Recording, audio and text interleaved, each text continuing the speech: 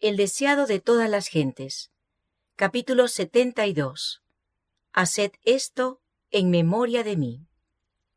Este capítulo está basado en Mateo 26, versos 20 al 29, Marcos 14, versos 17 al 25, Lucas 22, versos 14 al 23, y Juan, capítulo 13, versos 18 al 30.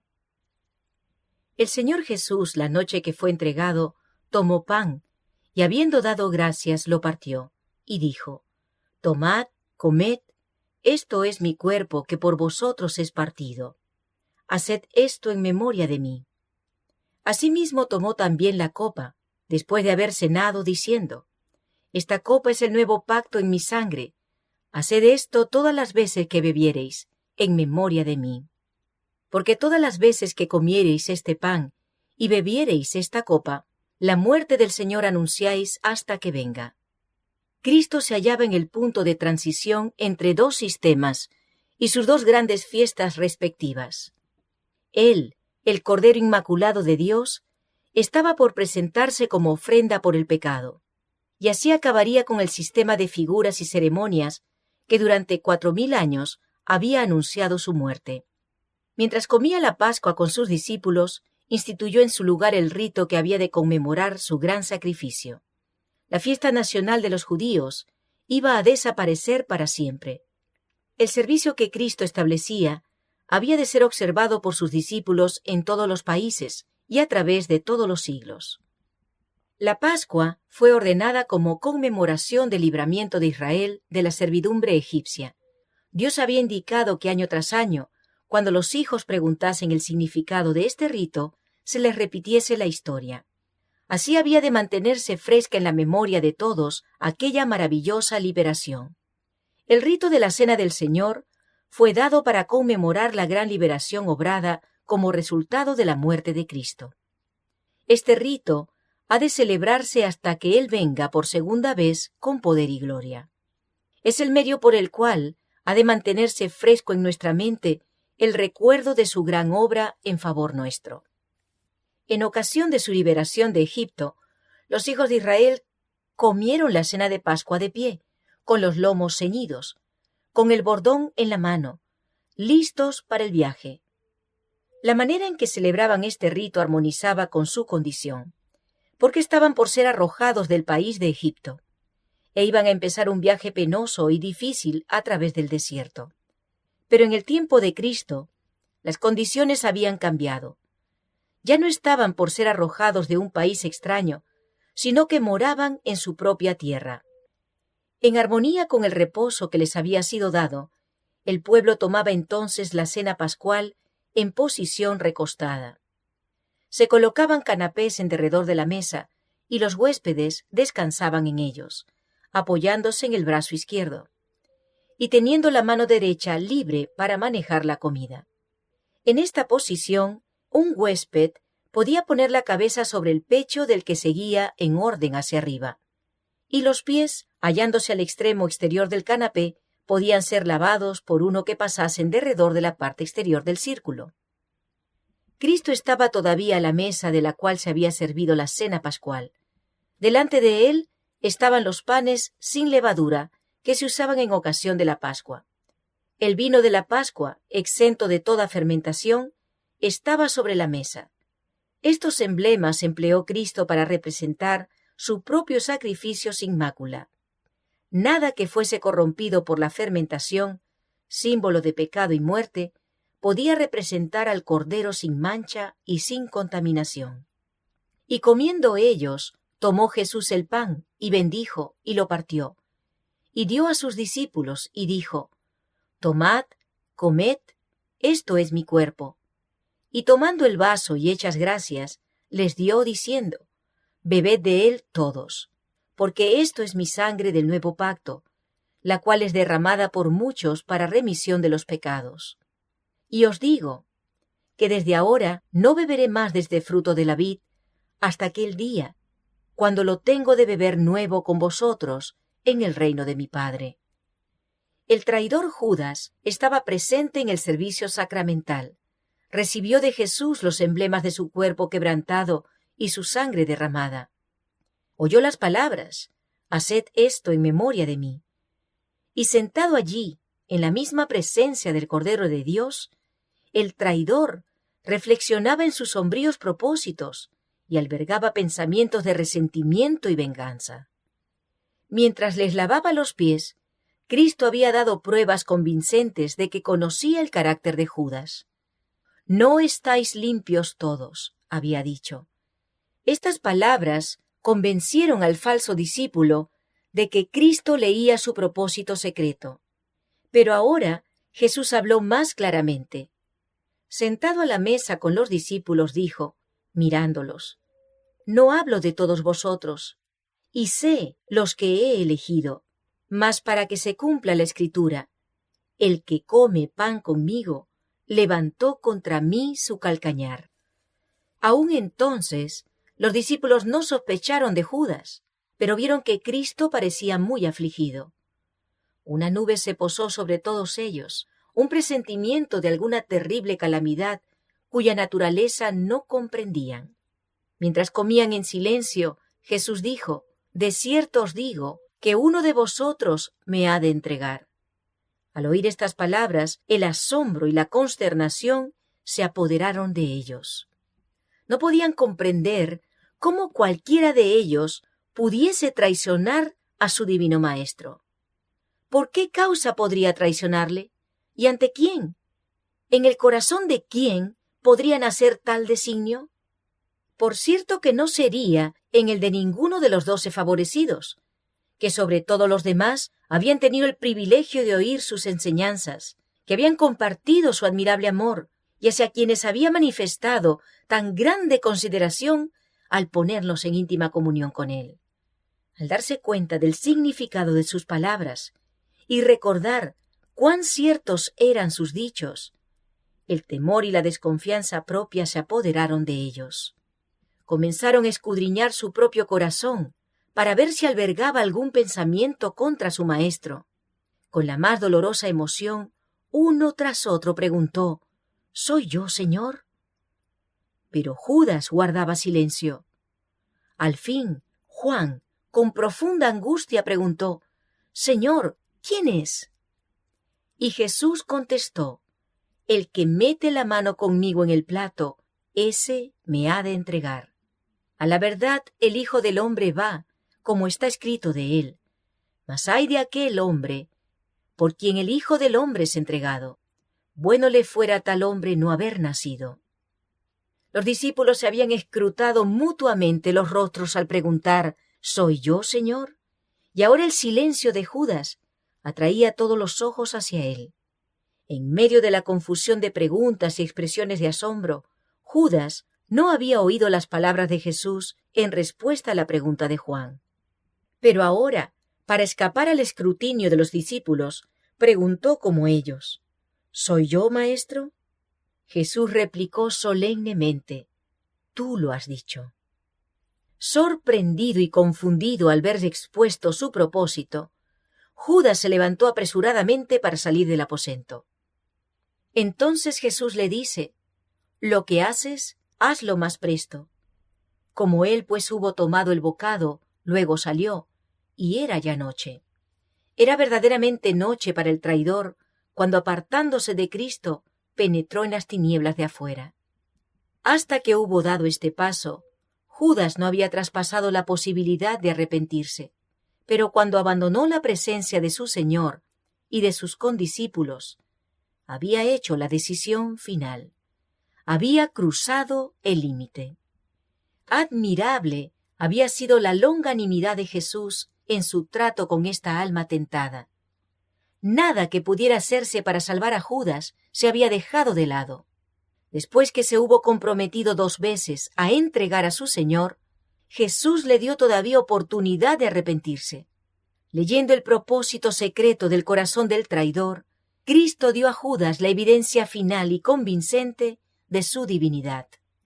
Esto fue para el falso discípulo el último llamamiento al arrepentimiento. El corazón divino humano de Cristo no escatimó súplica alguna que pudiera hacer. Las olas de la misericordia, rechazadas por el orgullo obstinado, volvían en mayor reflujo de amor subyugador. Pero aunque sorprendido y alarmado al ver descubierta su culpabilidad, Judas se hizo tan solo más resuelto en ella. Desde la cena sacramental salió para completar la traición. Al pronunciar el ay sobre Judas, Cristo tenía también un propósito de misericordia para con sus discípulos. Les dio así la evidencia culminante de su carácter de Mesías. Os lo digo antes que se haga, dijo, para que cuando se hiciere, creáis que yo soy.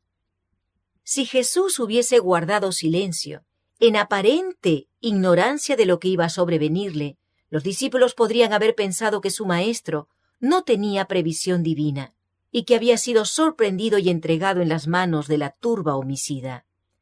Un año antes, Jesús había dicho a los discípulos que había escogido a 12 y que uno de ellos era Diablo. Ahora las palabras que había dirigido a Judas demostraban que su maestro conocía plenamente su traición e iban a fortalecer la fe de los discípulos fieles durante su humillación. Y cuando Judas hubiese llegado a su horrendo fin, recordarían el ay pronunciado por Jesús sobre el traidor. El Salvador tenía otro propósito aún. No había privado de su ministerio a aquel que sabía era el traidor. Los discípulos no comprendieron sus palabras cuando dijo, mientras les lavaba los pies, «No estáis limpios todos», ni tampoco cuando declaró en la mesa, «El que come pan conmigo levantó contra mí su calcañar». Pero más tarde, cuando su significado quedó aclarado, vieron allí pruebas de la paciencia y misericordia de Dios hacia el que más gravemente pecara. Aunque Jesús conocía a Judas desde el principio, le lavó los pies, y el traidor tuvo ocasión de unirse con Cristo en la participación del sacramento. Un Salvador longánime ofreció al pecador todo incentivo para recibirle, para arrepentirse y ser limpiado de la contaminación del pecado. Este ejemplo es para nosotros. Cuando suponemos que alguno está en error y pecado, no debemos separarnos de él. No debemos dejarle presa de la tentación por algún apartamiento negligente, ni impulsarle al terreno de batalla de Satanás. Tal no es el método de Cristo, porque los discípulos estaban sujetos a yerros y defectos. Cristo lavó sus pies, y todos menos uno de los 12 fueron traídos al arrepentimiento. El ejemplo de Cristo prohíbe la exclusividad en la cena del Señor. Es verdad que el pecado abierto excluye a los culpables. Esto lo enseña claramente el Espíritu Santo. Pero fuera de esto, nadie ha de pronunciar juicio. Dios no ha dado a los hombres el decir quiénes se han de presentar en estas ocasiones. Porque ¿quién puede leer el corazón? ¿Quién puede distinguir la cizaña del trigo? Por tanto, pruébese cada uno a sí mismo, y coma así de aquel pan, y beba de aquella copa, porque cualquiera que comiere este pan, o bebiere esta copa del Señor indignamente, será culpado del cuerpo y de la sangre del Señor. El que come y bebe indignamente, juicio come y bebe para sí, no discerniendo el cuerpo del Señor. Cuando los creyentes se congregan para celebrar los ritos, están presentes mensajeros invisibles para los ojos humanos. Puede haber un Judas en el grupo, y en tal caso hay allí mensajeros del príncipe de las tinieblas, porque ellos acompañan a todos los que se niegan a ser dirigidos por el Espíritu Santo. Los ángeles celestiales están también presentes. Estos visitantes invisibles están presentes en toda ocasión tal. Pueden entrar en el grupo personas que no son de todo corazón siervos de la verdad y la santidad, pero que desean tomar parte en el rito. No debe prohibírseles. Hay testigos que estuvieron presentes cuando Jesús lavó los pies de los discípulos y de Judas. Hay ojos, más que humanos, que contemplan la escena. Por el Espíritu Santo, Cristo está allí para poner el sello a su propio rito. Está allí para convencer y enternecer el corazón. Ni una mirada, ni un pensamiento de contrición escapa a su atención. Él aguarda al arrepentido y contrito de corazón. Todas las cosas están listas para la recepción de aquella alma.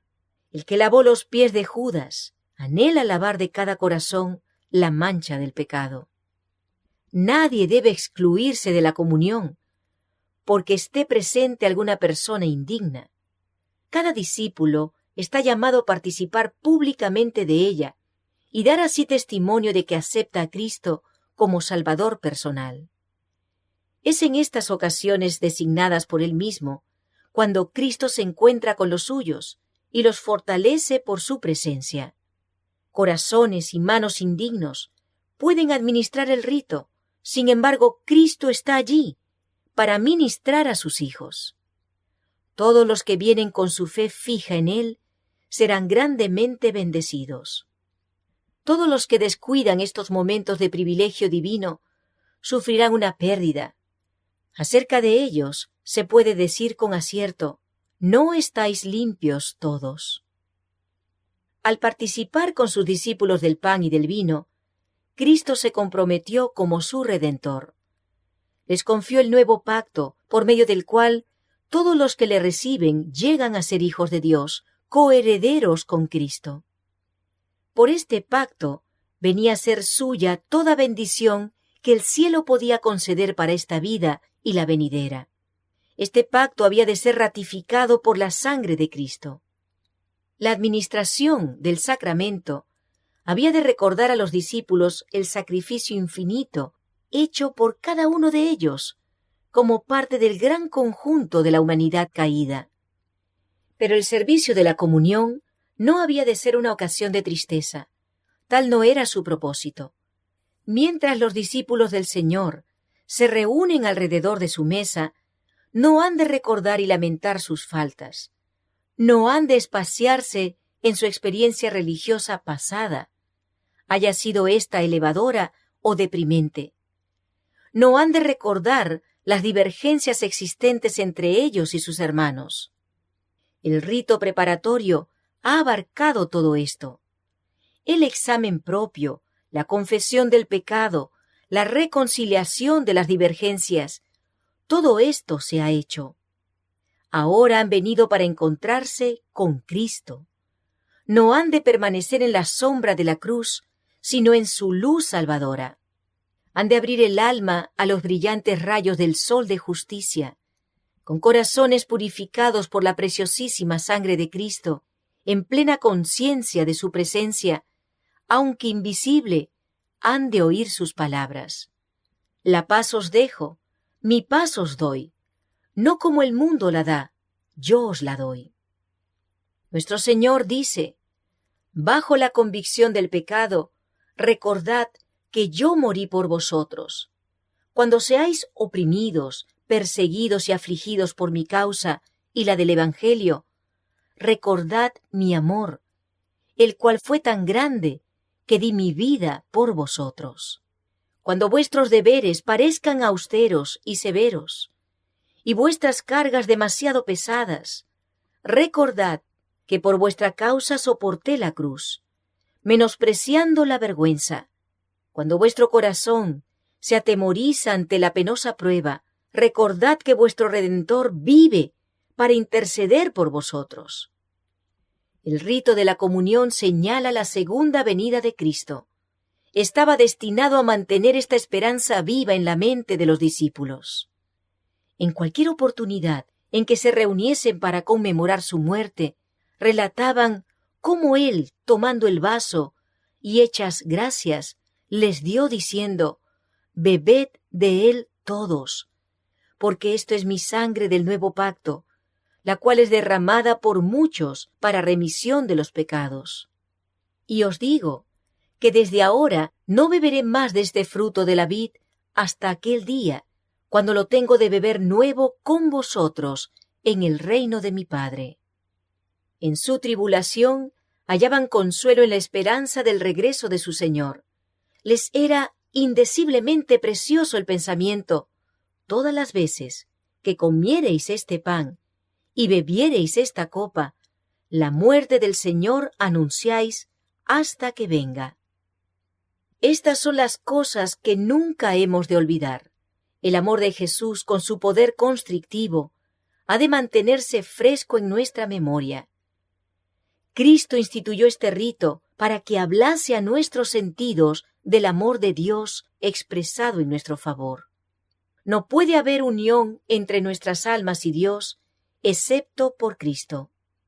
La unión y el amor entre hermanos deben ser cimentados y hechos eternos por el amor de Jesús. Y nada menos que la muerte de Cristo podía hacer eficaz para nosotros este amor. Es únicamente por causa de su muerte, por lo que nosotros podemos considerar con gozo su segunda venida. Su sacrificio es el centro de nuestra esperanza. En él debemos fijar nuestra fe. Demasiado a menudo, los ritos que señalan la humillación y los padecimientos de nuestro Señor son considerados como una forma. Fueron instituidos con un propósito. Nuestros sentidos necesitan ser vivificados para comprender el misterio de la piedad. Es patrimonio de todos comprender mucho mejor de lo que los comprendemos los sufrimientos expiatorios de Cristo. Como Moisés levantó la serpiente en el desierto, así el Hijo de Dios fue levantado para que todo aquel que en él creyere no se pierda, sino que tenga vida eterna. Debemos mirar la cruz del Calvario, que sostiene a su Salvador moribundo. Nuestros intereses eternos exigen que manifestemos fe en Cristo. Nuestro Salvador dijo: si no comiereis la carne del Hijo del Hombre y bebiereis su sangre, no tendréis vida en vosotros. Porque mi carne es verdadera comida y mi sangre es verdadera bebida. Esto es verdad acerca de nuestra naturaleza física. A la muerte de Cristo debemos aún esta vida terrenal. El pan que comemos ha sido comprado por su cuerpo quebrantado. El agua que bebemos ha sido comprada por su sangre derramada. Nadie, santo o pecador, come su alimento diario sin ser nutrido por el cuerpo y la sangre de Cristo. La cruz del Calvario está estampada en cada pan. Está reflejada en cada manantial. Todo esto enseñó Cristo al designar los emblemas de su gran sacrificio. La luz que resplandece del rito de la comunión, realizado en el aposento alto, hace sagradas las provisiones de nuestra vida diaria. La despensa familiar viene a ser como la mesa del Señor, y cada comida un sacramento. Y cuánto más ciertas son las palabras de Cristo en cuanto a nuestra naturaleza espiritual. Él declara: el que come mi carne y bebe mi sangre tiene vida eterna. Es recibiendo la vida derramada por nosotros en la cruz del Calvario como podemos vivir la vida santa. Y esta vida la recibimos recibiendo su palabra, haciendo aquellas cosas que Él ordenó. Así llegamos a ser uno con Él. El que come mi carne, dice Él, y bebe mi sangre, en mí permanece, y yo en Él. Como me envió el Padre viviente, y yo vivo por el Padre, asimismo, el que me come, Él también vivirá por mí.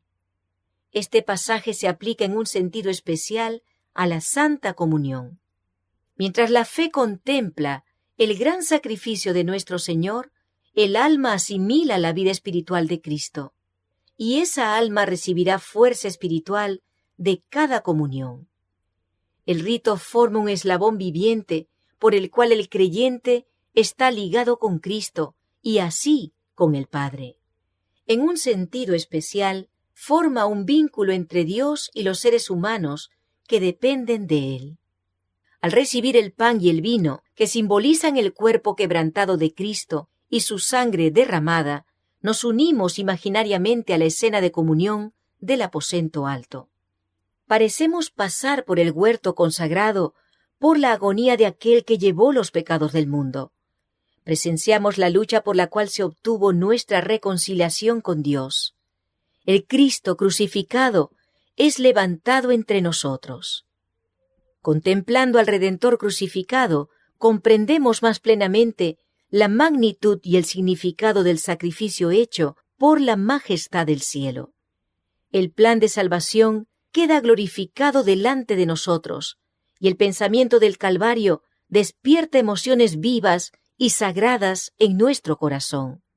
Habrá alabanza a Dios y al Cordero en nuestro corazón y en nuestros labios, porque el orgullo y la adoración del yo no pueden florecer en el alma que mantiene frescas en su memoria las escenas del Calvario. Los pensamientos del que contempla el amor sin par del Salvador se elevarán, su corazón se purificará, su carácter se transformará.